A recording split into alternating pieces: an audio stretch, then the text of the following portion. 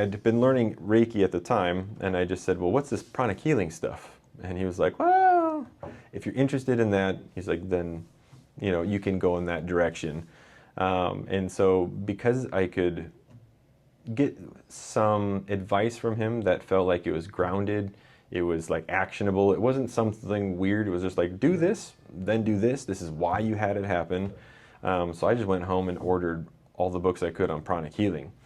And I didn't, at the time, think I was going to be doing anything, just adding another tool to the box. And I just completely fell in love with the whole practice of it. And so when I bought at the time they were all CDs, we couldn't just download the no YouTube to watch the meditations on. And so I just remember it was probably like the 6th month of doing the practice, every day. And for people who have never done the practice, it's a loving kindness meditation where the first thing you do to activate your heart chakra is think of a loving event. And I would just think of my friend who dies, laugh. And she had this infectious, just kind of like, as soon as, when someone starts laughing, you just can't help but laugh yourself. And so every time I would feel that love, and then I would just bawl my eyes out. And I still, I get emotional when I say it now. No matter how much healing I do, I'd still love and miss that person. And it's something had changed because the practice is based on feeling love but having gratitude. And so at some point around that 6-month mark, I just remember feeling like I could think about my friend who died, I could think about my mom who died, and it was like I had this immense gratitude that I got to love them, to know them, to experience them, instead of always just feeling anger, sadness that they were taken from me. And so everyone that knew me was just like, I don't know what you're doing, but keep doing it, And so I just went through taking, the healing classes and things like that, and doing the meditations, Arhatic yoga, and I just felt like my trajectory in life was going like this. And as soon as I got into pranic healing, everything just changed. My whole life changed. I started dating my wife maybe at the 7th month. So after I'd had all this, more catharsis and healing and transformation actually taking place in my day-to-day life. Then I started dating my wife, and everything since then, when I started teaching pranic healing, has taken me places that I never dreamt I would ever go. I was happy to graduate high school, let alone if you would have told me I'd have a PhD someday, I'd be like, there's no freaking way. And so, everything was just following what my teacher said. Just be a good person, practice tithing, do healing for other people. And part of healing other people is not just doing, energy healing techniques, but you should teach them meditation. You should teach pranic healing. You should, whatever it is you're in love with, you should give it away, and so that you can learn it more fully. And so then how I ended up in Mongolia was just, by the way, this opportunity opened up, and then this one opened up. And so when I got a scholarship to move to China for 3 years to do a PhD program there, the first year it was like because there's no pranic healing in China. I think it's like China and Iran are the 2 countries that are basically illegal. But we'd still do Twin Hearts meditation, just like expats and some friends in a living room. So I just sent the message to Master Marilog and Master Glenn, and I just said, hey, if you're going to Mongolia, are you going to fly through Beijing? Because we're really close. If we could just meet you and just have dinner, anything. And so Master Marilog said, yeah, we're having a few days. We're going to look at the Great Wall and do all this. And so we just set up a dinner arrangement. And at the time it was just to talk to Master Glenn, who was a medical doctor, neonatologist. He specialized in premature babies, about research, and because he had just started the Pranic Healing Research Institute. And so I just said, what ideas would you have for me to do research on pranic healing as part of my dissertation with acupuncture? And so as we're chatting over dinner, he finally goes, oh wait, you teach pranic healing under Master Ko, right? And so I was like, yeah. He said, and he just got this mischievous kind of look on his face. He's like, well, it takes me 23 hours to go from New Jersey to Mongolia. He's like, it takes you an hour and a half because you're a quick train to Beijing and an hour and a half flight. He was just asking, would you be willing to come to Mongolia to teach pranic healing? in my mind, I was like, there's no freaking way. But what came out of my mouth was like, yes, master, I would love to go to Mongolia. And so he said, okay, well, we're going this weekend, and just booked our tickets on the spot. And that was the first time when they had the first class. It was like 100 new students. I left the hotel where they were teaching. I couldn't find my wife. And I just had this feeling. I was like, she walked up to the top of the hills. I start walking up the hill, and once I was getting up the hill, I could start to see my wife. And then I realized at the top of all the hills in Mongolia, you have like those, like the stacked stones. And I didn't know what to do. And so I just remember, because from that perspective, you can see down into downtown, like all of Ulaanbaatar. And I was like, okay, so I'm just going to pray, invoke. And normally, I can't just walk around and be clairvoyant all the time.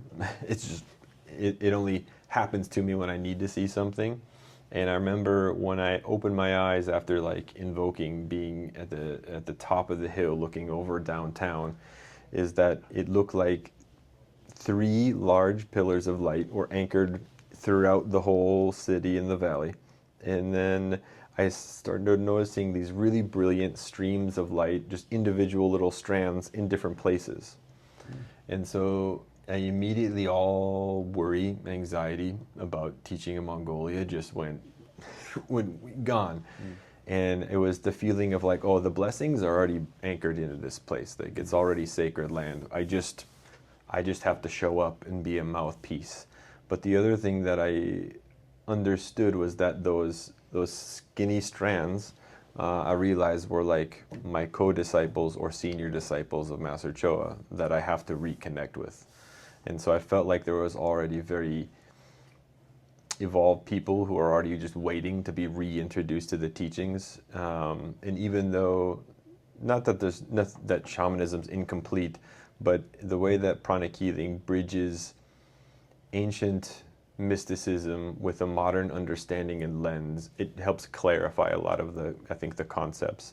So for me, it's never deterred from anything. It just adds to wherever the culture is, whether I feel like Catholics in the US become more enriched in their tradition when they learn Pranic Healing. And I felt like in Mongolia, everyone in the shamanistic traditions, it enriched everything that they were learning and gave it more of just a modern understanding.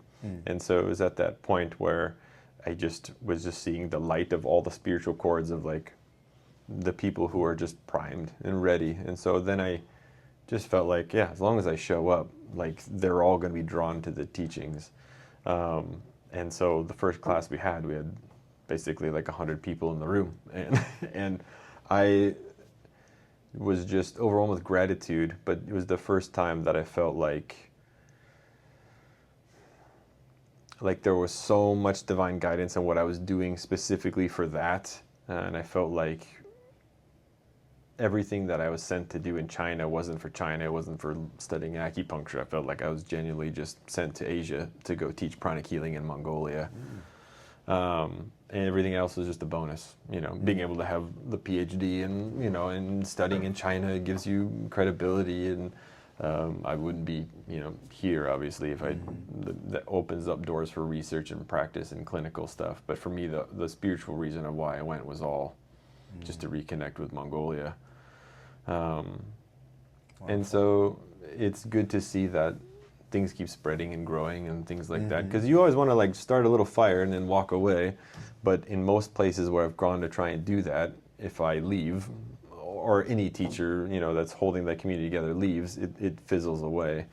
And so the hallmark for me of just like how ready everybody was just that we left, and then it just kept going and growing and expanding. I remember my wife, as soon as we got off the plane, like the very first time, like we weren't even out in the pretty areas, and she was just like, I feel like I'm home. Like the land here, the culture just feels so familiar. It just felt overwhelming, where you get emotional. And there's just the roaming hills in Mongolia felt just gorgeous. But to me, it was it's hard because coming home, the amount of like inspiration you feel spiritually, sometimes it expands and contracts a little bit. It's not like a constant flow. But my time in Mongolia felt like the most constant in the flow, you know, at that point that I'd ever been. So, yeah, I'm excited at some point to come back and see how things are and bring my kids there and just be like, let's go. It's almost embarrassing when I say it like this, but like growing up, I actually had a very strong aversion to China. And not just China, but I liked Tibetan culture. And I didn't know Mongolian culture at the time, but like Japanese culture. It was like all the countries that don't get along with China, you know? But I was always drawn to acupuncture. But the feng shui and all these things, I was like, I don't want anything to do with any of this.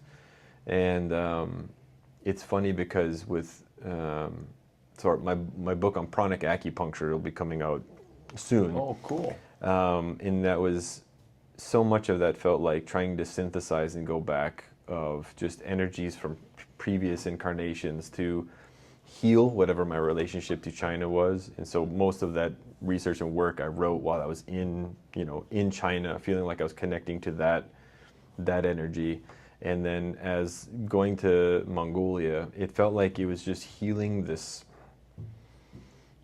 ancient karmic, because Master Choa says, well, if you don't like a country, he's like, you've probably been born there and you've been born the one next, and you keep leapfrogging back and forth until you get the aha moment of like, oh, we have to have peace, right? We have to get along. And for different reasons, I felt like in me, whatever I was holding against China and different things like that, felt like it healed a lot of that. Just spending a lot of time in both Mongolia and China, it was just like anchoring that back and forth and riding those energies and just being like, okay.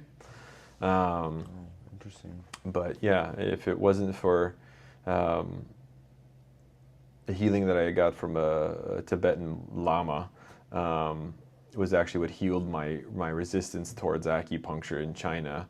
And so when I look back at just 2 or 3 experiences in my life that if I hadn't had them would have never made me have any of those experiences. And so, but yeah, it's a trip to look back at and just be like, feels like, when you tell those stories, like it happened to somebody else, like, did I go and do this? Or did I hang out with you guys? And did that really happen? But yeah, and it influences just so much in my life. If you come into my house, still we got Mongolian artwork and things like that in different places, and the Mongolian little chess sets made of wool and that kind of stuff. But yeah. How's Sam, by the way? Good. Yeah. She's good. What's she doing these days? Raising our kids. Oh, that's a full-time job. Yeah, and and she's obviously helps with everything with Pranic Healing, and she illustrated actually all of the artwork in the Pranic Acupuncture book. So nice. She didn't want to use any digital media. She's like, I want to do watercolor. I want to show how energy moves and flows. Nice. I need to, and so she's very particular about how it looks. She's like, I don't want it to look like laser beams coming out of your hands, because I don't see it as that. It looks, more misty, more smoky, more natural. And so she was very particular on a lot of the different, elements of the artwork. And so I'm excited for people just to see her art. Because I'm excited. To the Universal Supreme Being, Divine Father, Divine Mother, to my beloved and respected teacher, Master Chokoksui, to Lord Maha Guruji Meling, to all the great ones, holy gurus, holy masters, saints, archangels, holy angels, spiritual helpers, to our higher soul, our divine self. Thank you for your priceless guidance, help, protection.